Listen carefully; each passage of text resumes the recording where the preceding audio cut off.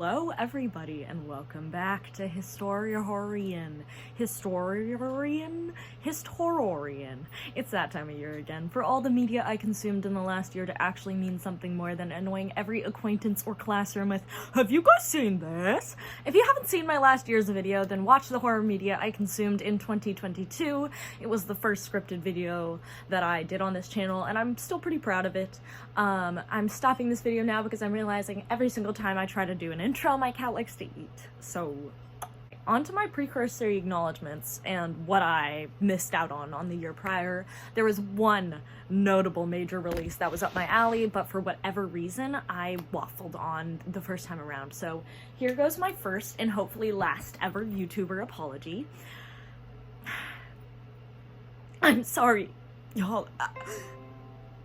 I slept so hard on the Midnight Club. If you're familiar with my channel, you will not be surprised by me singing Mike Flanagan's praises, but this past winter I binged all of his series. Can you? I put that on for once and like, I just need you to, I need you to work with me here, baby boy. Okay.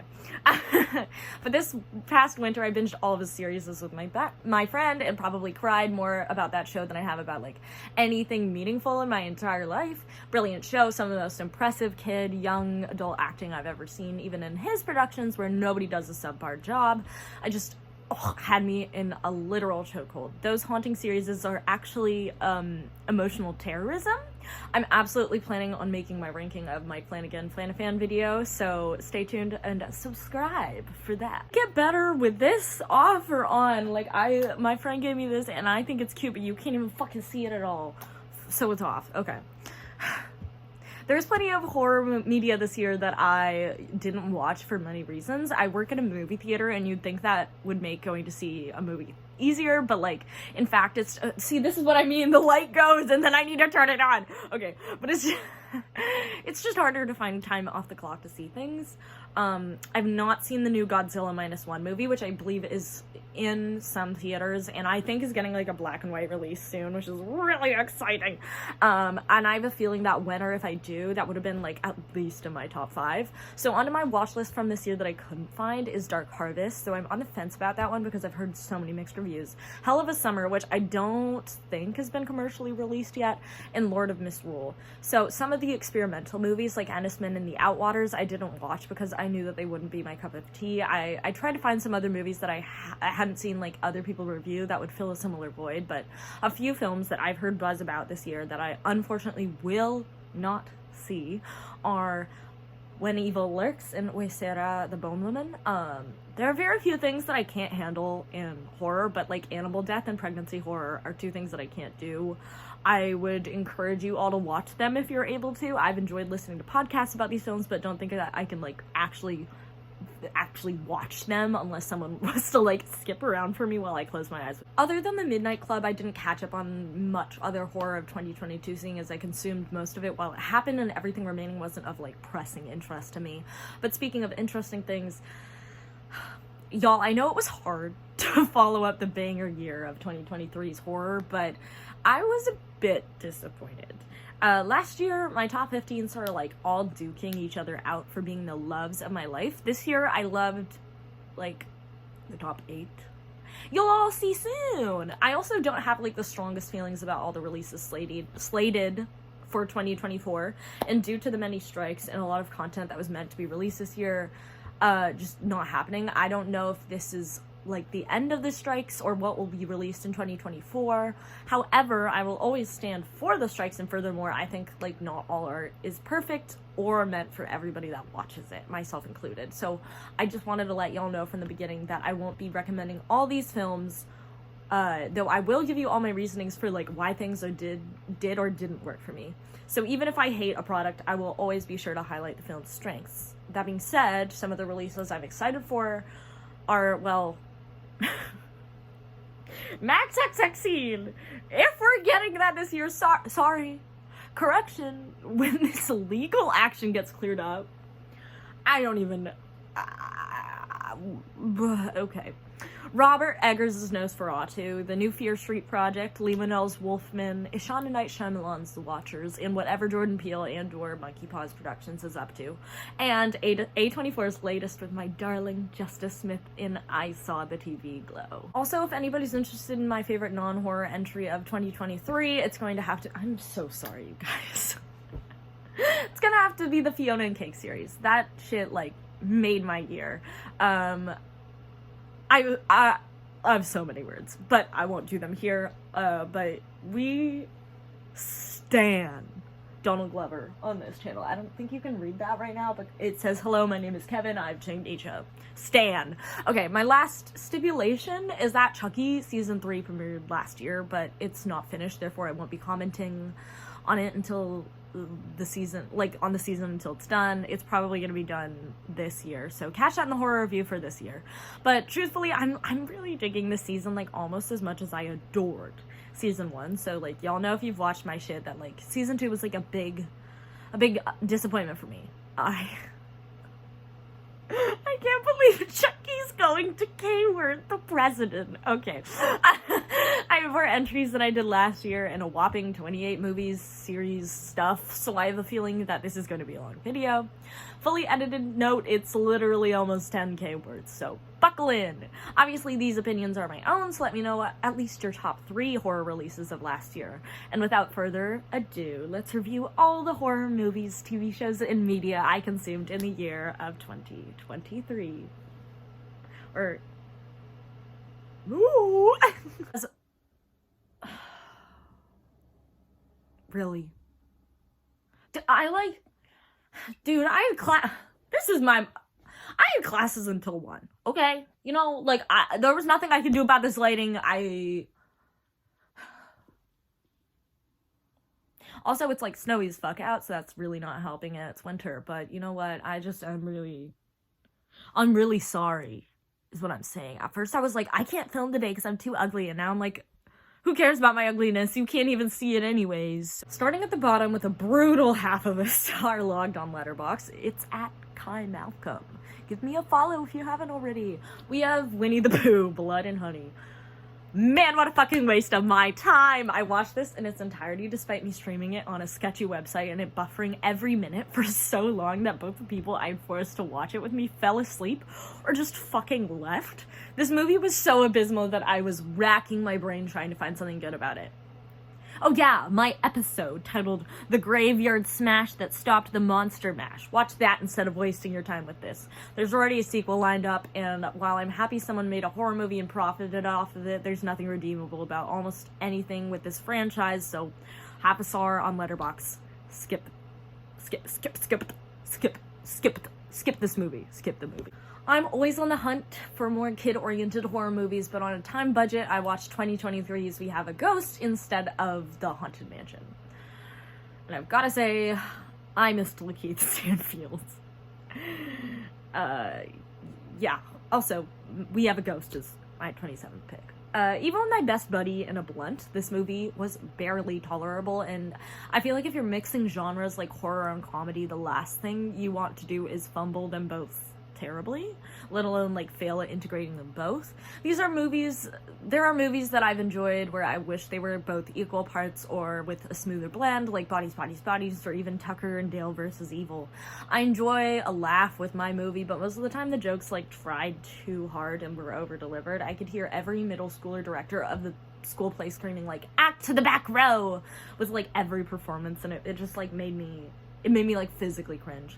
Though I will say, Hopper ghosting around and trying to spook people was probably the only good campy acting I enjoyed in the movie, but I laughed more at the like, "Can you twerk?" Instagram Q&A meme. Like David Harmon.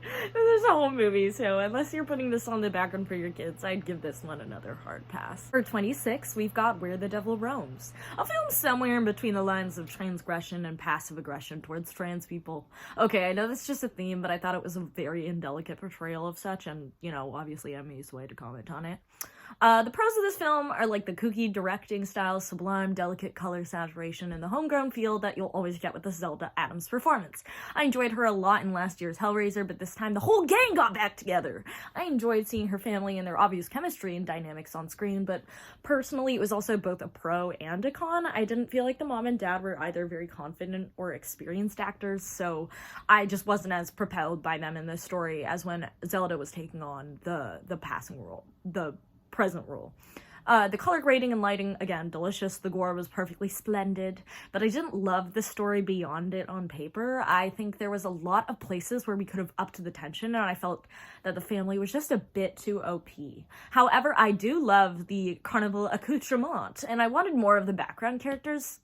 This honestly just made me want to see a modern Freaks remake, but emphasis on the freaks and not these sideshow wannabes. Like, if you have to sell your soul to the devil to be interesting, then you're not starting out on a great cut-off finger.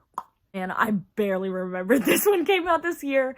Yes, it's at 25, but let me laud Skinamarink its proper praises / due diligence. For the first time feature film, it was a feat. I don't think the guy doesn't know how crazy the phenomenon of this release and leaks on social media were. I saw this in the best possible setting I could, at night in a quiet local theater. I stayed awake the entire time despite being an exhausted-ass college student and walked out of the theater disappointed, though I will say my friends were much more disappointed than I was, so, like, take that with a grain of salt. I think I just personally have a line between, like, fully art films in a narrative or postmodern versus post-meta or whatever someone smarter than me has called it, but which maybe just outs me as, like, a bad film bro, but I never said I was a good one. So I saw... Oh my god, no! Do not give my watch... Do not give my viewers a seizure, please. Do not. That was so scary. I'm so sorry. I didn't like that at all. That was hard. I saw the heart amidst the art, but it wasn't enough to capture me. To be fair, I also don't have, like, strong memories of my childhood. Trauma much. Ugh. So while others, like, could harken on their childhood memories of being afraid of things that go bump in the night, I just, like, couldn't relate much on that particular aspect. I like the theories that surrounded the film and will be the first to suggest supplemental readings when you don't understand a work of art, both to learn more about the artistic intent and also I just love a good fun fact. But ultimately, with all the combined evidence and feelings, I just felt more labored by not enjoying or immediately resonating with this film than excited for the horror hubbub. Like I've mentioned, these are all purely my opinions, but I'm a story bitch first before style. If this genuinely freaked you out, though, I'd love to hear why. Speaking of forgettable films, The Nun 2 has basically us end up exactly where we ended up in The Nun Prime. I don't know why I'm surprised that this doesn't change anything in the larger canon. It's a prequel, for fuck's sake, but for whatever reason, I've watched every single Conjuring movie and even sat through the last half of this one in theaters. If you're my employers watching this, no you aren't. I'm Kai's cousin, Sky. So while I do enjoy the performances of all the major actors, Maudie's a fucking queen, Taissa Farmiga is always a treat to watch, Jonas Bloquet is just delicious.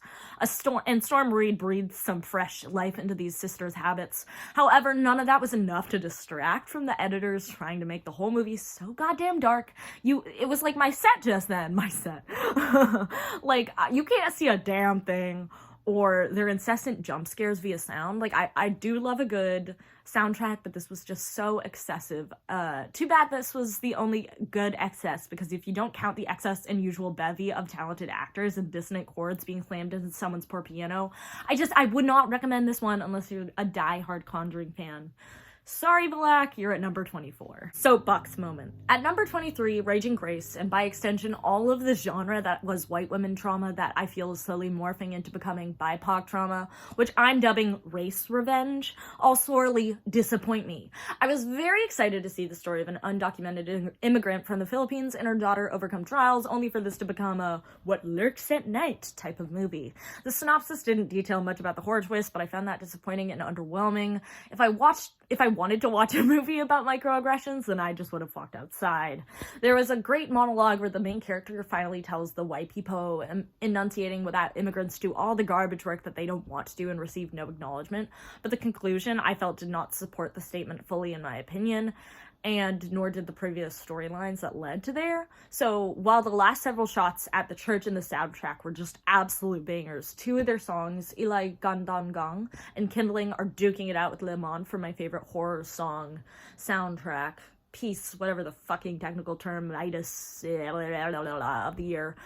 It is not itis, technical termitis. Oh, I've got technical termitis. I'm an asshole and I need to correct you at every turn. Okay, overall, this movie was not only disappointing, I've said that so many times, but like, it just really stopped me from wanting to watch others that I knew followed the same struggle of assimilation versus your cultural identity, such as it lives inside.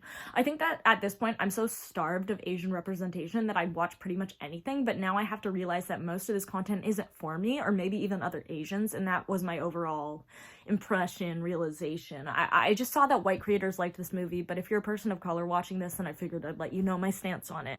Now I want to hear 22 by T-Swizzle sung in a sea shanty, because our next entry is The Last Voyage of the Demeter. Yes, it is pronounced Demeter. However, the Bacchanalia stops there because this was an unsustainable film that I was unfortunately very excited for.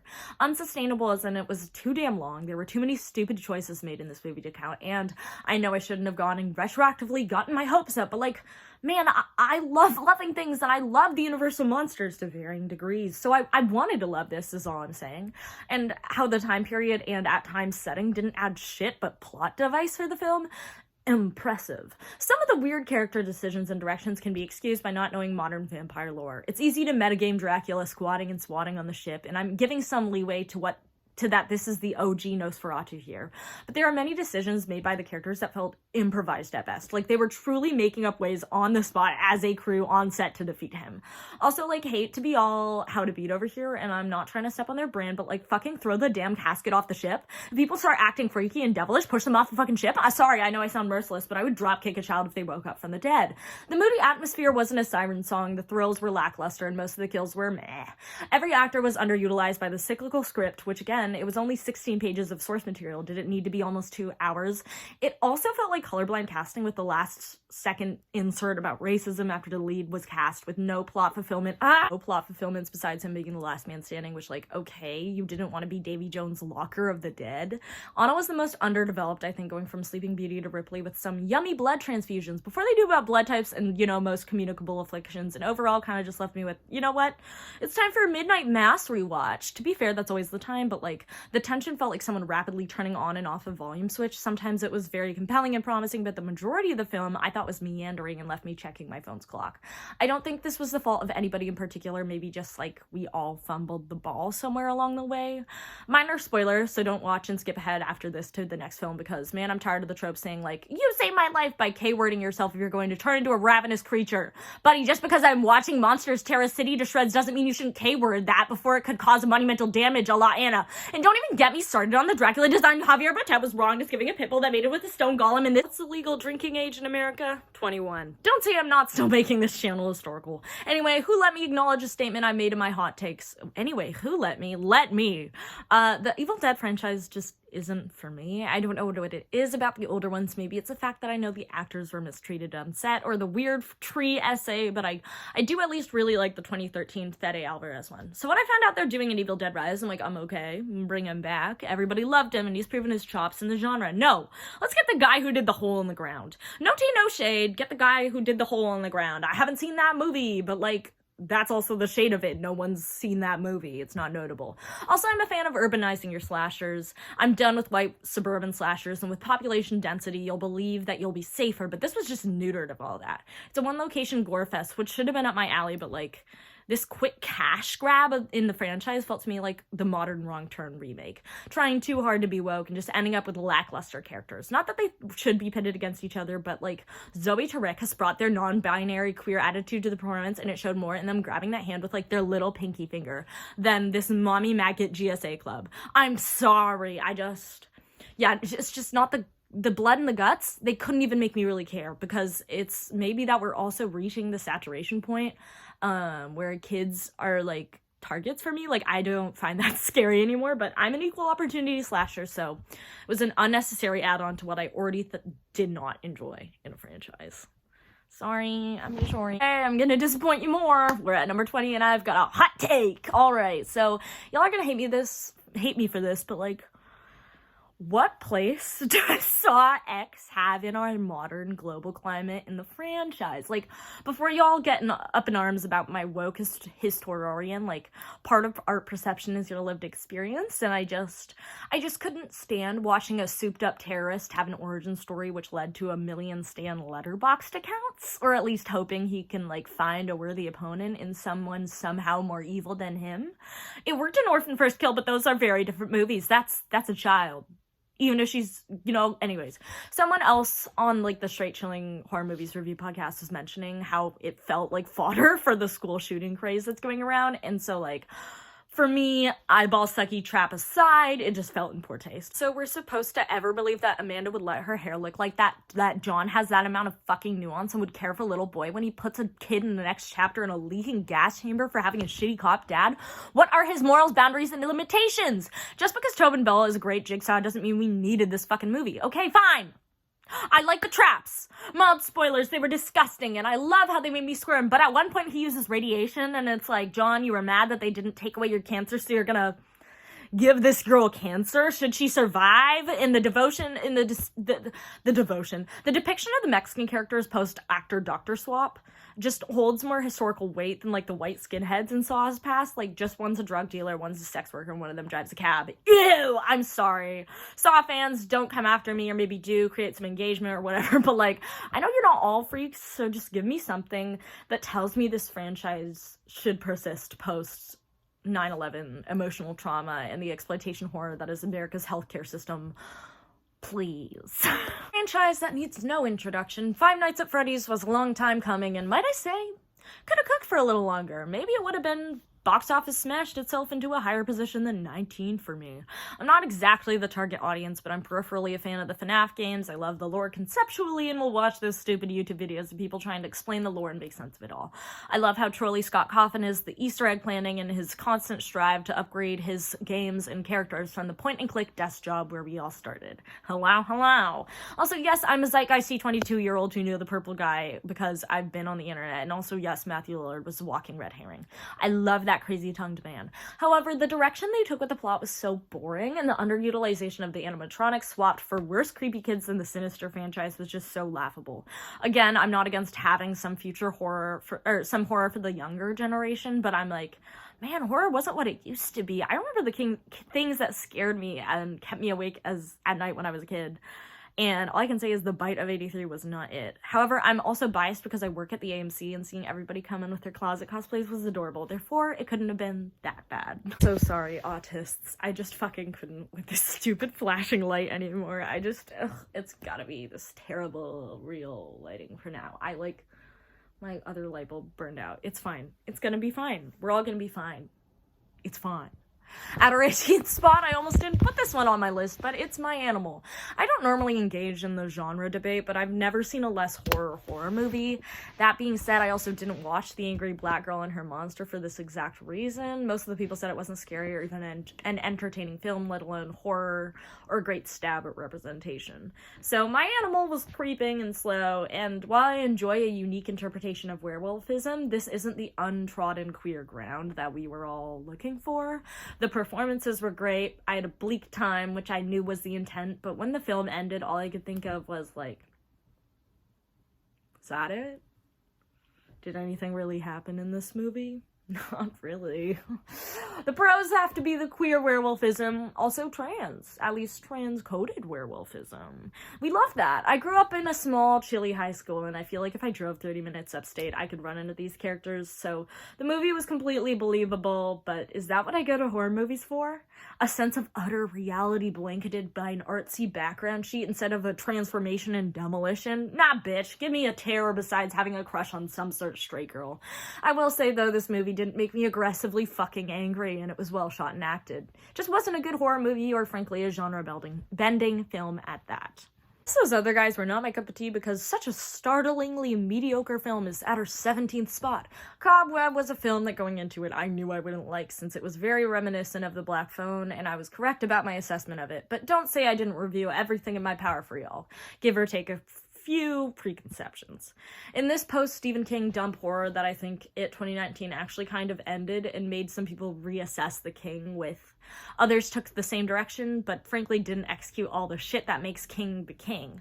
I'm not a big fan of abuse or the secret abuser subplot in stories. Wow, hot take, guys. Abuse is bad. Regardless of how well acted the performance is. Maybe I'm sensitive or traumatized, but I just think there are more creative ways of causing fear in audiences. This is also another movie where you're worried for a kid, but this one is definitely more believable since he's so young and influenceable. It's the same kid from The Last Voyage of the Demeter, Woody Norman, and also namely Cleopatra Coleman, who was also in Infinity Pool.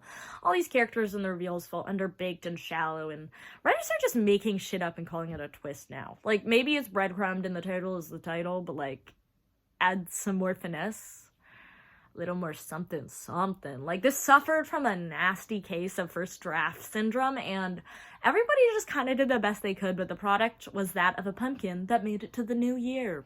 Somewhat rotten and past its prime. At 16, Brujeria, or Sorcery, was another movie I wanted to like more than I actually did. Say it with me, folks. Kai was disappointed. I hope no one's doing a drinking game. On paper, this was a very intriguing narrative following a child in Chile pre the 70s, 80s, which upon some research seems to be the most covered time period due to the revolution, though this also has elements of social revision. In this tiny Huiliche town, there's an underground resistance group called La Recta Provincia that uses sorcery to inflict justice back on their German settlers. Maybe it was the mumblecore dialogue or slow film approach that felt very elevated horror, I'm sorry. Or the fact that this movie was too dark for me to even see what the hell was happening on screen at sometimes, but this just wasn't properly executed at all. Online, some reviewers say that they enjoyed the dark, oppressive atmosphere, but I fell more on the side of thinking that the crew had a lot of ideas but weren't able to find a way to marry them all. As I couldn't super tell what the authorial intent at the end of the day was, I couldn't even really offer them a more satisfying ending or plot development suggestion, since I can't tell if this was meant to be a mood piece or a folkloric evangelist engaging anecdote to colonization, and just it's not a great position to have your audience member be in. Like, I felt like I needed to take care of this movie and the director because it was somewhat guideless, and I've never felt that way before, so I don't know. Maybe I'm alone in this. Okay, coming in almost halfway through, we have my Barbarian of this year, and the movie that I think I'm the most scared to talk about. Talk to me. So let me be clear, I think this movie is perfectly serviceable. It was a decent way to spend 90 minutes, but I, for the life of me, could not connect with this variation of the game-focused horror movies. While I'm comparing the subgenre, I personally felt more emotional nuance from movies like the 2012 Would You Rather, or if we're looking internationally, then Squid Game even works. I'm sorry, but televising awful shit is our reality now, and yes, it comes with awful teenagers exploiting your worst moments, but I'm not here to fucking settle the phone's bad, social media bad debate. The actors, directors, and crew put everything they had into this movie, but the overall plot by the books had been done before, and I didn't find much about this unique.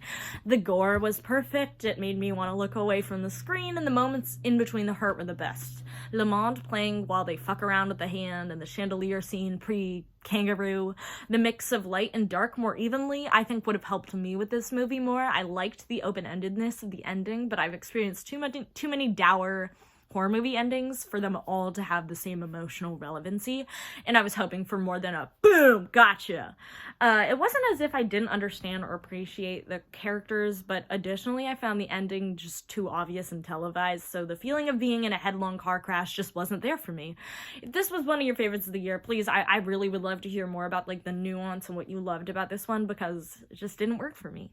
Way there, nothing's gonna get in the way of Black Mirror season 6. Yeah, that was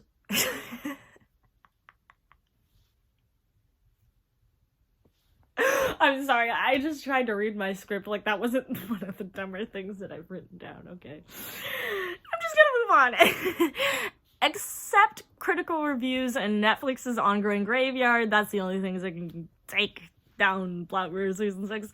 Honestly, this is so embarrassing that I'm keeping this, like, I can't even redo this, so this is what you're getting. This is the cut you're getting, and I'm sorry. So, but you can see my entire review of this season in my first pillow talking video where I break it down more thoroughly, but it's only this high because I loved that Demon 76 episode. The rest honestly detracted from my somewhat respected opinion of the series, but I'm not done with what they have to offer. I'm just not sure if from now on I'll ever review the whole season again or just pick around the episodes I know I'll prefer. But like I said, if you want to understand more about how I feel, refer to my other video, shameless self-promo for number 14. Totally Killer was one of the most gratuitous examples of this movie but make it a slasher, besides Winnie the Pooh, Blood and Honey, I think I've ever seen. And about halfway through, I think I just said fuck it and allowed myself to play games on my phone because my old man ass thought that playing color by number and wordscapes were more interesting than this shit. Like, I almost re-downloaded Solitaire. Anyways, this is another movie where a white blonde girl fucks with something and finds out in an homage to some nostalgic shit that life as she knows it is doomed or whatever. But the actual target audience had to Wikipedia or to understand any of the references, or only knew about because our parents told us that it was a classic.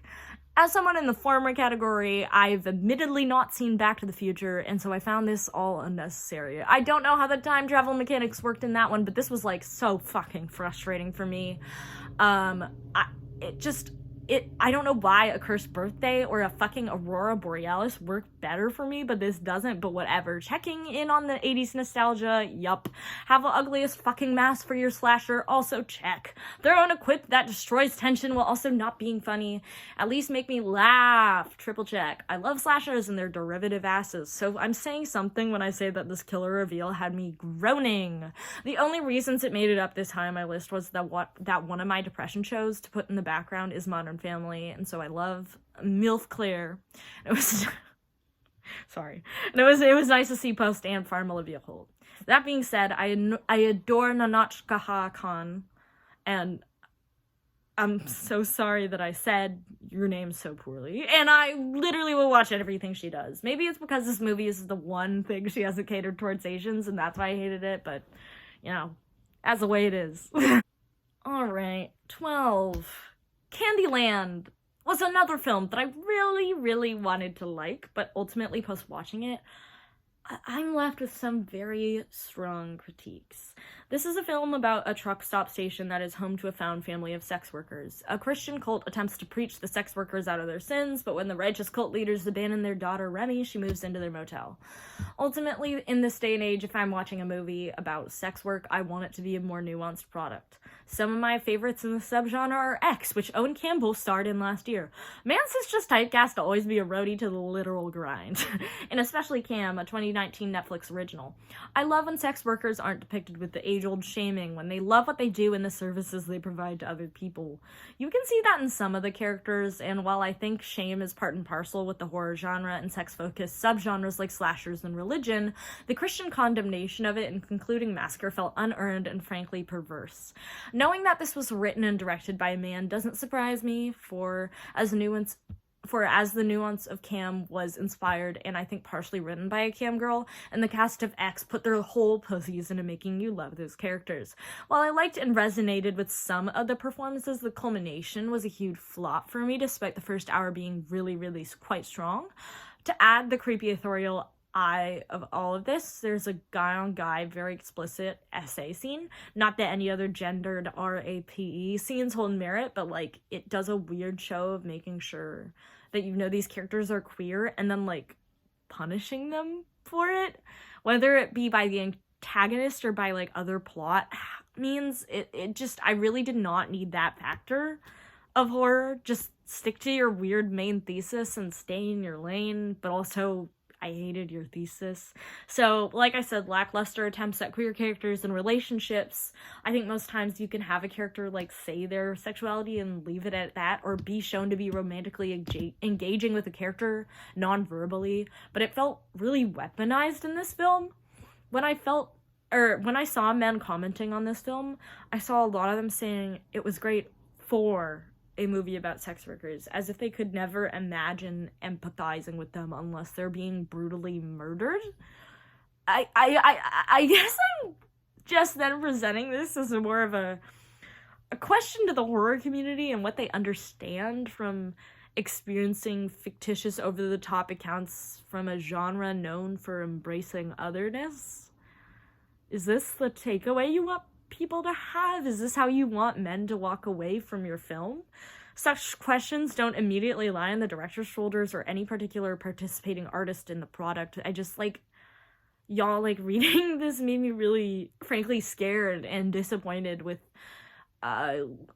like, literacy, media literacy, especially since it had such a strong start, but all the parts coming together, the movie's ending, execution, and, like, critical receptions that I read, I just want to just do some more thinking. Renfield at 11 was one of the better style steals I've ever seen this year and maybe even this decade so far. I enjoyed the silly, stupid route that I would presume also kickstarted Lisa Frankenstein and maybe Poor Things coming out this year, and the other Radio Silence monster project projected to also come out in 2024. I have a feeling that this is one of the few that I'll come back to, though. While I'm not a fan of propaganda, most horror spoofs that lack horror, action horror, and times Awkwafina, though I'm glad that she's moved away from most of her black scent comedy stuff, regardless of where she was raised. It's just uncomfortable and setting back both communities however you spin it. I really had fun with this one. I'm pretty sure that Nick Cage had fun with this one too, and this might be my favorite horror performance of his in later years besides Red from Mandy. Nicholas Hoult is chef's kiss, the menu, as an endearing fly guy. And that was me eating a fly, by the way. I don't know why. Okay. And Brandon Scott Jones's lines, like, never failed to make me giggle. I haven't always been a fan of Olive Cage's latest roles, but he absolutely never phones him in. Also, let me know if Dream Scenario is worth watching. Renfield excels with their digital effects, accentuating the stunt work seamlessly. I could get down with this almost Marvel-style look, but with like 50% less quip. The scenes where Renfield discusses his toxic relationship at a group meeting were both humor and heart, my favorite elements to find in horror. Despite the fun time I had, though, I didn't really feel like this was a great genre film, though, so therefore I didn't want it in my top 10. If you weren't sure about this one, I'd say it's a rather inoffensive watch and easy viewing. We made it to the top 10. I really didn't think it would... The sun has gone down. It's been a while. I'm glad to see foreign horror making some loud buzz this year. While a trend I've observed in most critically lauded Asian horror films is an emphasis on what's unseen, allowing the audience to conjure a more horrifying image than one that they could possibly supply, because let's be real, that's often scarier than any boo-boo jump scare we'll ever see on screen. And yet, this horrifying movie opens on a soldier cannibalizing his fellow comrade in the middle of World War II. There was a lot of post-war horror these past couple years, with Pearl featuring the Great War and Godzilla Minus One, also post-World War II, along with many other flicks acknowledging our tenuous political climate. I wonder why we're getting more of that in later years. Maybe it's because ever since all these artists have been around, there's a hovering global catastrophic threat, if not surrounding one or two political incompetent partisanships, and maybe the fact that we're expediting Earth's extinction. Just a theory? By Matt Pat. Okay, well, this balances the socio-political horror and pacing better than Raging Grace, seen further down in my rankings, with some of the same motifs. Christianity, and consciously or not, the colonization of the Philippines and how that influences the country's relationship with religion, a struggling family going to desperate lengths to survive, and a good old-fashioned, ever-present, but prescient nationalism. The ambiance of this movie is unrelenting and miasmic, like Greek miasmic, like when the bad things from your life like follow you. From the incessant cicada noises that feel like they're sonically teasing you, flitting from ear to ear, to the stunning fairy, not your regular Mother Mary's intricate headpiece and dress. Fuck the hand from Talk to Me. This is iconic horror symbolism. Maybe the best of the year, if certainly not the most unique. In My Mother's Skin has brutality towards the kiddos that I missed from When Evil Lurks, so I got that there. So there's something to note if that's like a trigger for you. Not to be a sicko, but when done well, I think it's really risky and an impressive payoff. The reveals in this one are again brutal, and I enjoy digging into the mythology and the folklore. Hey y'all, Editing Kai here just because I found some more information about In My Mother's Skin that I really wanted to talk about because I think they're just so fucking interesting. Was like, there must be more to cicadas, like, as a creature, like, why they used it. Like, I was just like, there's no way, like, this is this is random. And I'm so sorry, I'm like literally scrolling. Okay, so this is from the article, Cicada Folklore and Why We Don't Mind Billions of Burrowing Bugs at Once, which, like, damn, you right. Another example is Utam Kuleng Helef, called The Cicada, featuring Lengundan Simfal and Ihan Sibane playing bamboo zither in a village near Lake Cebu in southwestern Mindanao, Philippines in 1995. So, like, this is already, at least in recorded history, been tied it back in to a lot of Asian folklore and tales, especially the Taboli. The cicada, whose father is the sun and whose mother is the moon, is indolent and dependent upon others. As the sun sets, it cries for fear of losing its father, who disappears over the crimson horizon. Left behind with feelings of abandonment, the cicada is anxious about his survival and attempts to end his life with an endless longing cry. Obviously, like, there's other Asian and non-Asian, like, cicadas are also very important with Native American mythology. But here is another article that I found on this specifically called The Creepy Drone of Cicadas Inspired in My Mother's Skin. This is written by Scott Iwasaki. I don't know this person from anything else, but, like, thank you so much for this fucking incredible article. Thank you so much. So it says, quote, "The idea metamorphosized during a discussion with one of the film's sound designers, according to Dagatan. Taiwan has a lore about the cicada being a messenger to the spirit world," he said, "so we were able to pinpoint the parts of the film where we needed to hear a specific sound of the cicada." One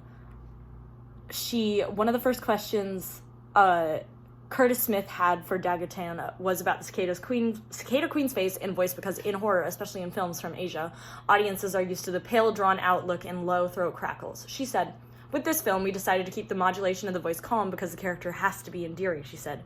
"We also wanted to see her face as almost porcelain, so all the movement and facial expressions were subtle." She said she was really used to portraying human characters, so they had to be collective and persistent with the modulation when saying my lines. I'm sorry, I'm like flitting around. This is an incredible article. If you like this movie, and again, like, if you haven't watched it, I would really recommend it.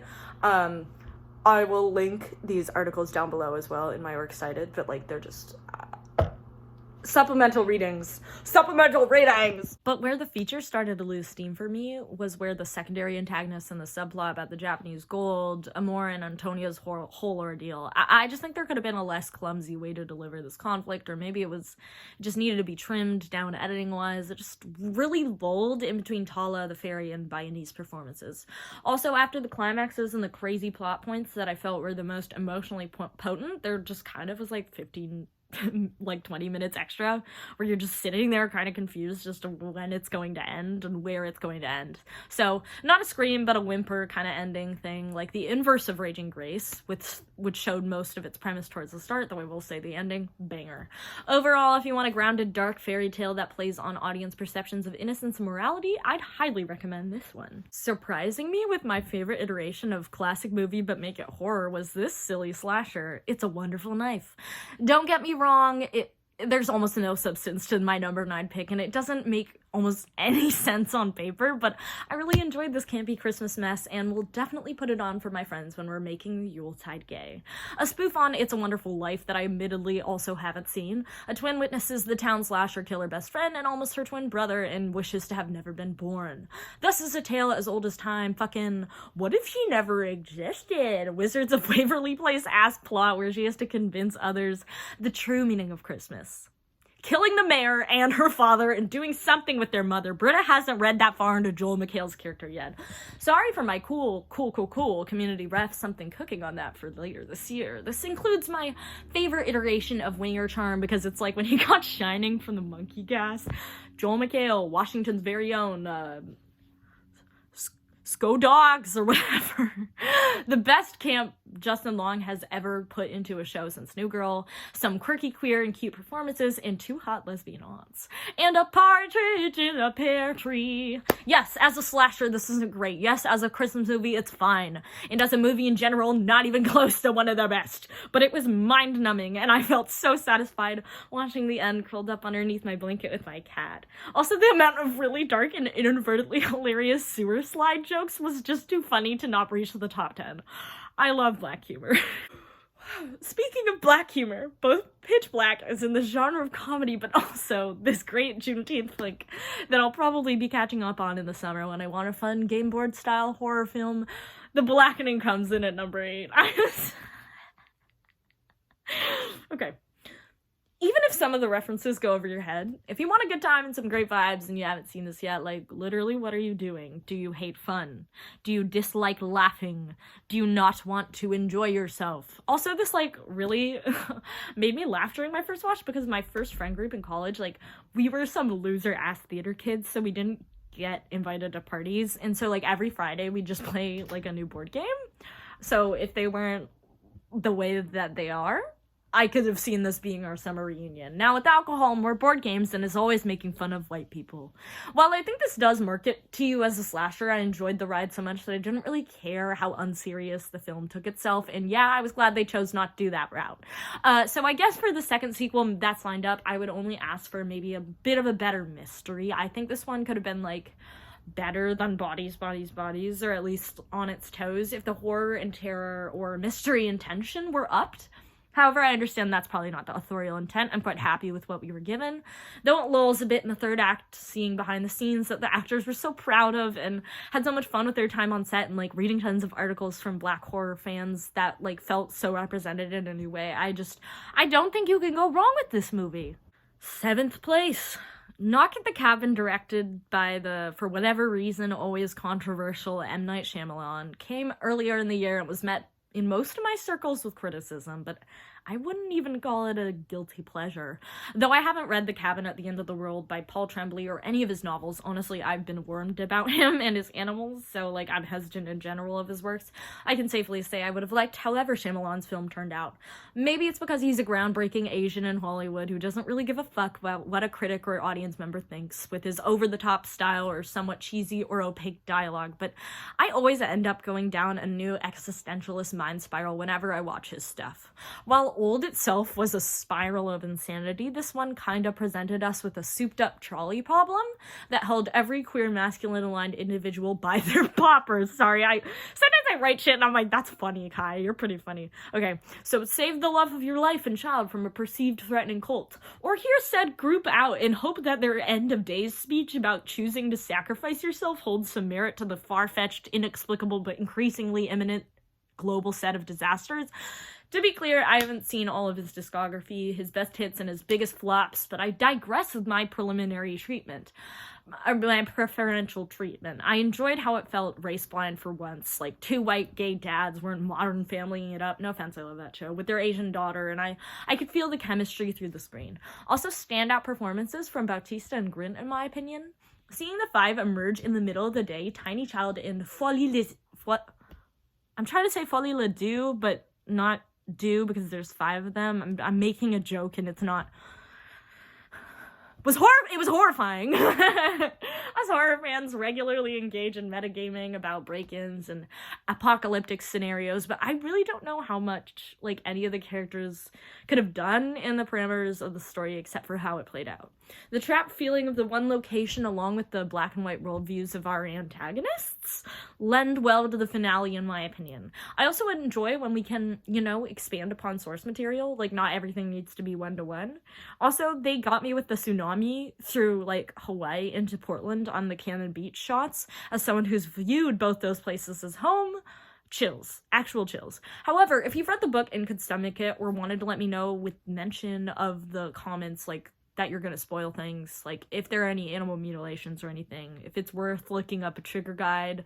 From the quotes I've seen of the novel, they do expand on what the audience can infer, so again, let me know if it's a must-read. But number 7 for Knock at the Cabin. Sorry, just a little scene change. No reason for that in particular. Yes, this is in my living room.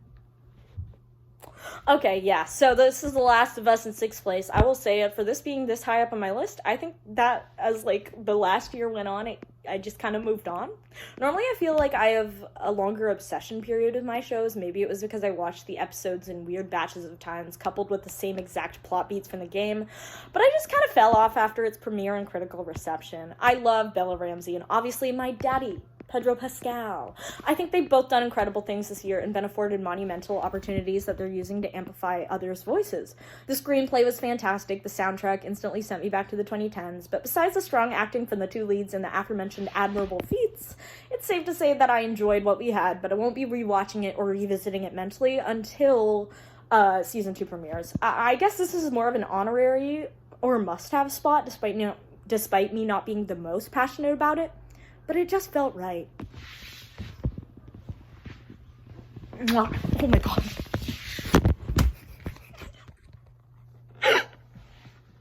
I'll keep this one relatively short because who at this point watching this video has not heard of or been bombarded by this gal this year?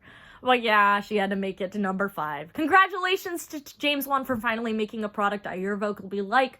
Mithrigan is camp at its campiest and a banger start to this year instead of the whimper that I felt with Skinamarink. This had me full on howling in the theater to the point where like I embarrassed my friend and he kept telling me to shut up, but like feral cyborg sprinting on all fours. Let me live, that's so funny. Also, we're no longer friends. Maybe, no, that's not why. I'm sorry. I will say, in retrospect of my critique, no one could have anticipated the explosion of Barbie culture this year, but her beef with Chucky on Twitter seems laughable now, in place of the motherest of dolls. So while that can't really be helped, my larger gripe with Mithrigan is that in the nature of making an accessible horror movie, that often means you have to neuter it. If the numbers for Terrifier 2 have shown me anything, and Saw X, I guess, James Wan, don't be a pussy. You went out the window with Malignant, you birthed the subgenre with sneaky cutaways and saw, haha, cutaways, cut. So we have full faith in you. I suspect in the nature that sequels are, they will have to up the ante with shocking gore, but also this man's reached a net worth peak this year, so honestly he could release a video of him sharding his pants for 2 hours in theaters, and nobody could really do much about his standings at this point. That all being said, go for more practical effects this time. I saw the digital ones, even in the fucking, like, exclusive, no, that was lame. So lame. Anyways, I'm so happy that this generation's, like, cravens are, like, James Wan, Shyamalan, Jordan Peele, and Flanagan. Like, we do need to get some more gals up there, but for it being, like, 3/4 men of color, fuck yeah, man! Speaking of just some incredible feminergy, Allison Williams, as per usual, is just perfection. Haha, I hated that movie. Violet McGraw, Flanagan regular, top of her game, and I can't wait to see what else she does, and she just seems like so much fun. The interviews for these two, I love them so much. Shout out to Mithrigan's actors, Amy Donald for the actual robot movement, Jenna Davis for the voice, and Weta Workshop for her digital design. Also, Ronnie Chang. At number 4, honestly, like, this hurts. Like, it should, I don't know if it should be higher, whatever. The Fall of the House of Usher. All I can say is I'm obsessed. In the same vein as The Haunting of Bly Manor, which was an open love letter to Henry James, this was a benediction from a lover of Edgar Allan Poe. Also, I read that an IGN article said that, like, love letters are overrated, so, like, clearly that writer has never done anything warranting a love letter. Like, they've never gotten it in their lives, so, like, let people love things, you stupid bitch. God. I love this. I can't. I love this so much. I, like most freaks in English classes, was primed by Poe's short stories. I've gone on record to say I will have died happy when I've written a horror story so fucked up it's read in high school classrooms for centuries. I had some problems with the editing, like I often do, with the non-linear direction of Mike Flanagan's projects. My problem's not with the style, but like when and where the breadcrumbs are placed. I felt personally attacked by the Black Cat episode. Yeah, that one was a little too much for me. I literally, like, I needed to, I almost vomited. I needed a, So just in so many ways, I just loved it, and I, like, cheered every single time at, like, the screen, like, my dad during the fucking Super Bowl, until they finally addressed the Cask of Amontillado story. So this to me was just wretched rich people done right. My White Lotus, where you hate them just as much as you honestly pity them. Like, and that was what I felt. Like, I felt bad for these people, even though they're despicable. As always, Mike hires the best crew, but I wanted to give personal shout out to Sorian Sopkata.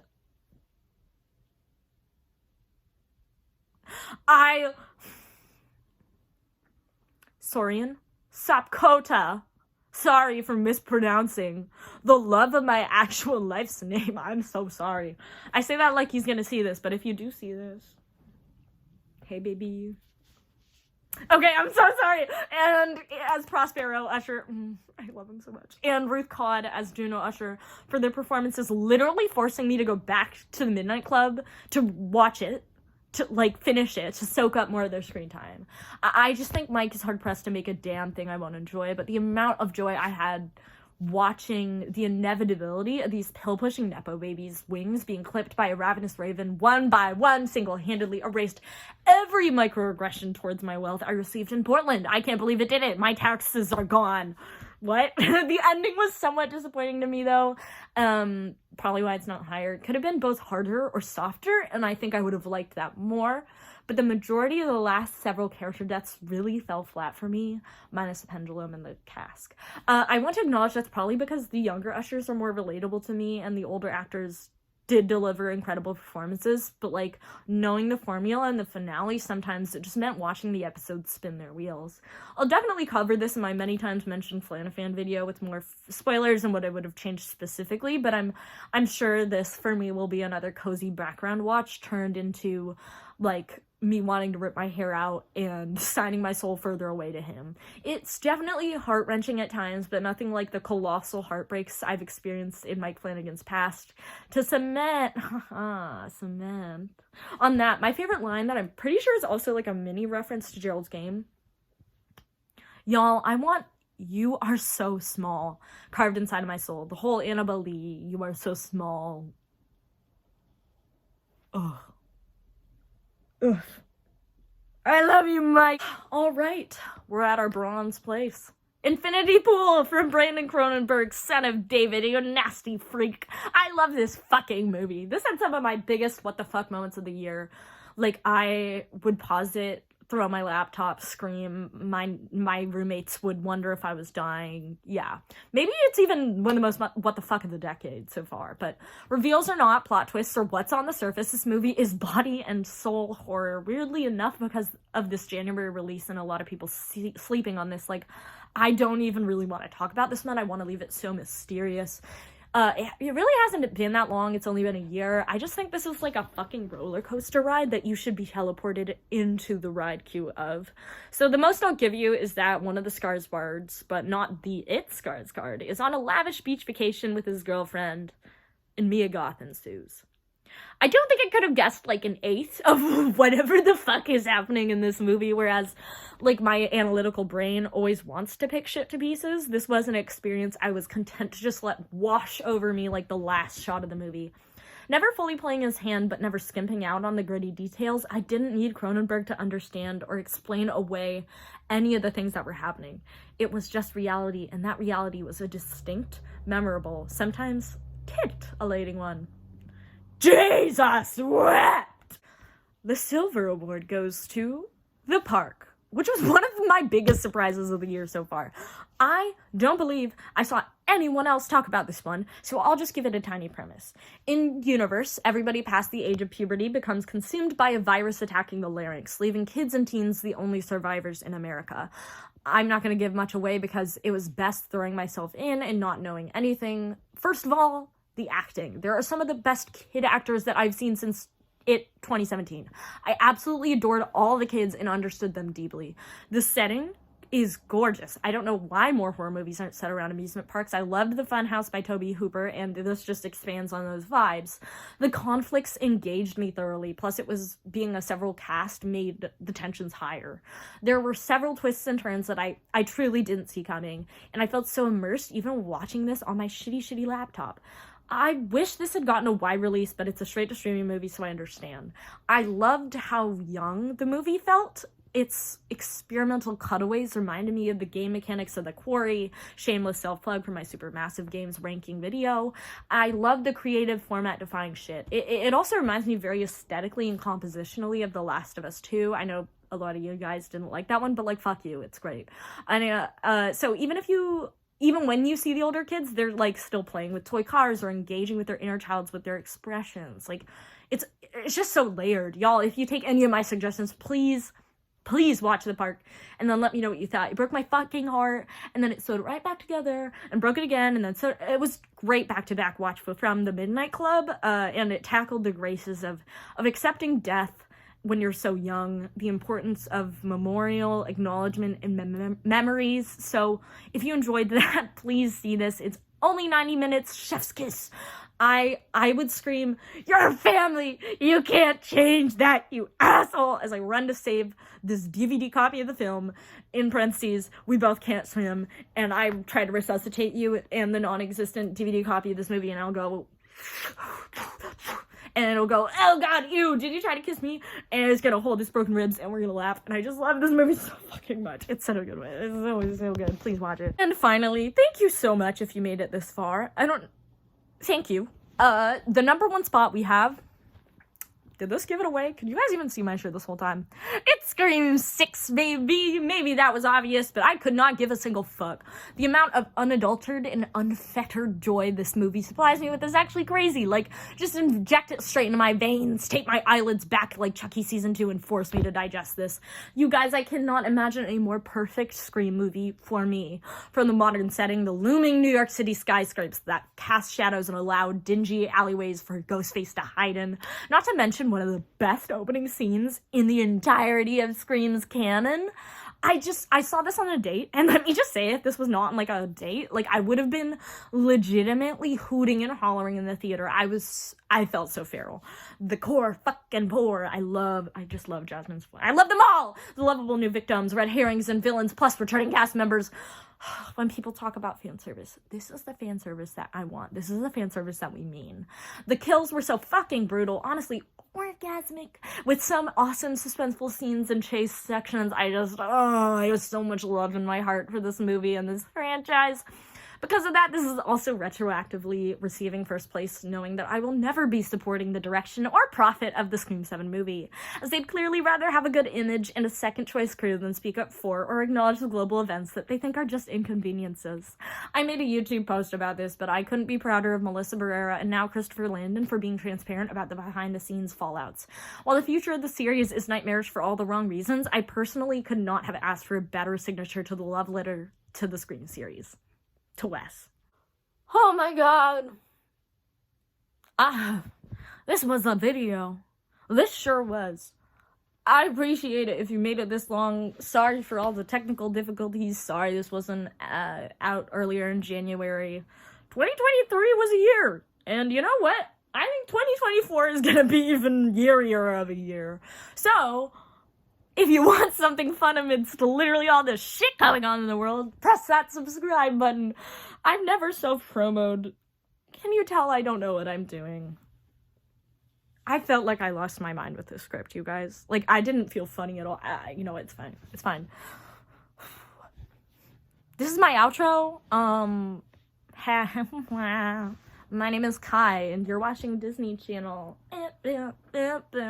Thank you. Sincerely though, like, actually thank you. I've been really proud of the things that I've been able to create over this past year. I continue to hope to create more videos that are exciting and interesting for y'all. And it's just, like, a really fun pastime to have, so, like, I guess this also ties into, like, New Year's resolutions. Like, if you're thinking about starting any sort of project, creatively or otherwise, it doesn't matter who's there. Like, I could give a fuck if this gets 0 views, you know? Like, I just really like talking about the shit that I like to talk about, so if you're watching this and you're like, it's crazy that you do this, you could be doing it too. You too could be taking time out of your very busy schedule to look up horror movie shit. And with that all being said, keep creeping, keep creating, and keep caring for each other.